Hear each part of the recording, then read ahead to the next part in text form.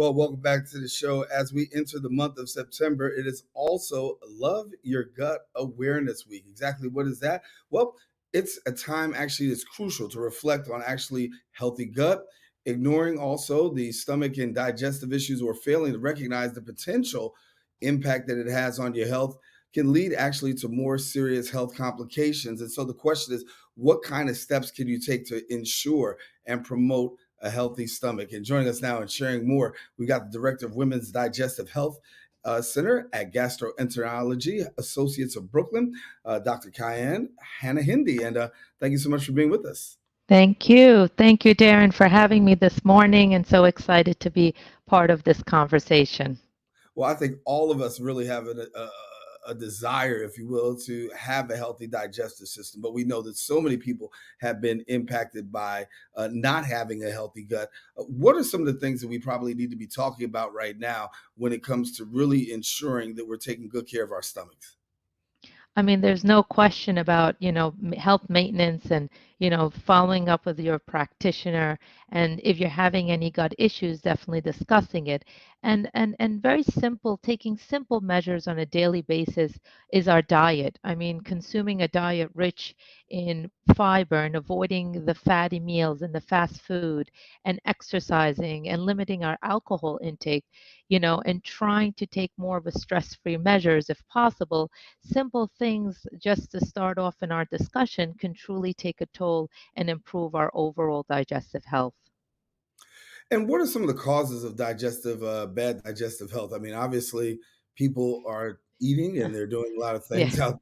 What are some of the major causes that you're actually seeing come across your way? I mean, just to say, Darren, it's such a common discussion. I mean, over 60 million people suffer with digestive issues, gut issues, and unfortunately, more women than men are affected. And there are many risk factors. I mean, the most common being is environmental and our stress and our lifestyle. And as you mentioned, our eating habits. Our eating habits are a true reflection of what can predispose to gut issues. In our practice, in my practice, the most common being acid reflux. If we're consuming a diet so rich in spices and, on the go and acidic products, you're going to suffer with indigestion, with heartburn. Your bowels may be not so regulated if you're not consuming a diet rich in fiber. So these are just simple modalities, simple changes we can take, and really making the right choices that can help us feel better and kind of take a more preventative approach before things kind of transpire into something more alarming where patients have to come in and be discussed and be assessed. Yeah. So here we are, and it is Love Your Gut Awareness Week. And for a lot of people out there, never heard of it. I got to be honest. I've heard a lot of things going on in the month of September, but Love Your Gut, kind of new Yeah. here. So what's going to happen during Love Your Gut Awareness Week across the state and nation? I mean, Love Your Gut is truly just empowering the community, talking about good digestive care. That's really what it is, and promoting the right measures that we need to take as individuals to take care of ourselves. So, simply speaking, as I've mentioned before, sure, making the right food choices, limiting alcohol, exercising, getting good stress, that's one factor, but more so getting yourself checked. Don't underestimate any symptoms. If you're feeling bloated, if you're feeling gassy, if your bowels are not the usual, consistency, if you're seeing any alarming symptoms, blood in the stools, please take that. Don't overlook these concerns and make that phone call to see your practitioner. And of course, we're going to get to that month, and we're lucky in my field to have a month designated for colorectal awareness. But please be proactive and make sure you're getting screened for colon cancer. The guidelines are 45 and above for everybody unless they have any signs or symptoms that warrants an investigation sooner than that, because colonoscopies save lives and colon cancer, if detected early, can be truly life-saving.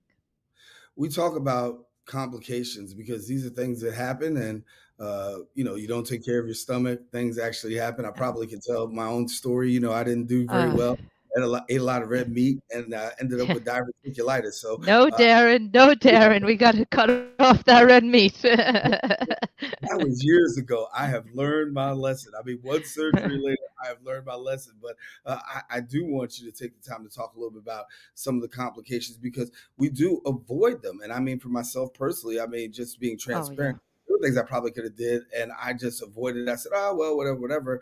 And it was only after the situation got progressively worse, I looked at something right. that was actually preventable. And I think that's really the message that you want to send. Is a lot of the stuff sometimes is actually 100%. preventable. Absolutely. There's no question about that. I mean, we wish we can give you the A, B, and C answer to the most concern is colon cancer, but we know that there are risk factors. So, yes, as you mentioned yourself, you made those changes, avoiding red meat, eating a diet rich in fiber, exercising, sure, unfortunately, we can't control genetics, but when we don't take those measures and we're not proactive, the concerns are it could lead to ulcers in the stomach. And we see that very often. If a patient consumes a diet rich in alcoholic beverages, or not necessarily the fact, the most common thing we see more often is fatty liver. And if we don't take control of that, then that can transpire into liver cirrhosis, and that's a major complication where that patients can end up where a risk of death can be sometimes discussed when it gets really complicated and advanced. Gut issues, colitis patients, patients who have inflammation in their bowels. If that's not controlled, that could lead to, hospitalizations and complications and surgeries. I will be happy, I could tell you personally, I have ulcerative colitis. I was diagnosed in college. I was actually told to leave excuse me, first semester of med school. But, it hits home to me. So, taking those measures and being proactive and making the right choices on the long term can definitely prevent any complications and for better gut health. So, on a personal note, I mean, you talked about your personal journey. How much did that actually influence you to go into the field of Oh, digestive medicine? Oh, Darren, that only validated my specialty. I mean, I always wanted to give back to the community. I've always volunteered. I was always that go-getter in high school, even in college. When I got to first semester of med school, I got hit hard with symptoms, diarrhea. We don't need to go through the complications of it, but enough that led me to the hospital. I was hospitalized for 3 months out of med school and diagnosed with ulcerative colitis. So I have a chronic inflammatory gut condition where it's a lifelong, I'm on medications. And really, that only validated this is the field I want to go into because not only as a patient, as a practitioner, I can really empathize with my patients and really feel I could give them the full care they need. So that's really why I eventually chose gastroenterology. Yeah. Yeah. Well, we know that people have a tendency to avoid certain doctors and Yeah. or doctors in general, just health and looking after taking regular doctor's appointments. Some people just will put that off. But in a case of Right. talking about gastroenterology, how often should a person be seeing a gastroenterologist?